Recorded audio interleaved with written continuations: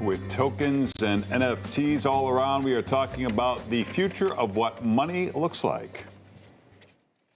Everywhere you look, money is being replaced by tokens. Digital platforms are issuing all kinds of new money, from phone credits to gift vouchers or game tokens, and the list goes on. But what does that mean for the average person who's using plain old-fashioned cash?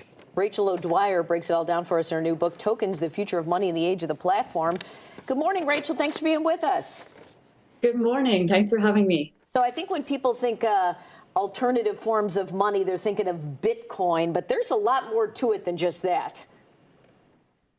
Absolutely. Yeah, I think people tend to think of things that aren't money. They think of cryptocurrency. And yet, you know, as you just pointed out, there's a whole range of things that are like money but aren't quite, that we're using all the time, whether that's book vouchers or it's phone credit or it's Amazon tokens, Fitbit units, skins in Fortnite. And I think increasingly we're seeing that we're using these sorts of money-like things more than we're using everyday, like publicly mandated money. What does it mean? Yeah, so since this currency is sort of regulated by the corporation that's issuing them, can they manipulate it to manipulate us? Absolutely. I mean, when, you know, cash is money that's issued by and guaranteed by the state, increasingly we're seeing money that's sort of riding the rails of platforms.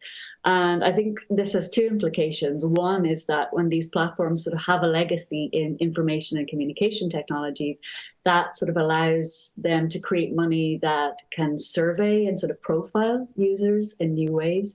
But also allows them to create money that can be programmed in new ways. So profiling users or surveying what you're doing or how you're transacting, but also kind of programming new sorts of behaviors into our money. So maybe creating money that, you know, can only be spent on certain things.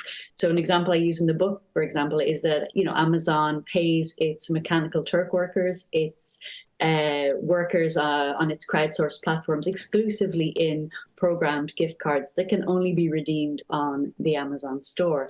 While in China, the social credit system, for example, uses customers' transactional data to produce the social credit score. So potentially, you know, if you're buying video games, for example, that can impact your score as a citizen. So should we be worried about use? Should we? And you're not saying that cash is going to be coming back as the main focus of ways to pay. Should we be worried about paying by everything digitally?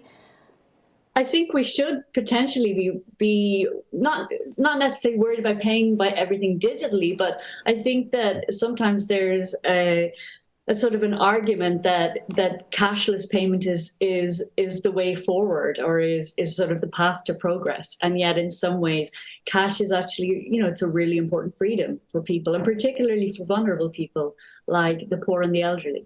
Yeah, so is the government, do you feel the government should step in to regulate this? Absolutely. I think right now there's a lot of conversations at the moment about what are called CBDCs, or central bank digital currencies. And I think that cash, or, you know, anonymous sort of payments are a really sort of important sort of civil right that people have to be allowed to pay or to transact in ways that aren't tracked, aren't surveyed, and aren't programmed. Well, for more, you can check out RachelO'Dwyer.com or follow Rachel on social media. Thank you so much for being with us. Thanks, Rachel. Thanks a million.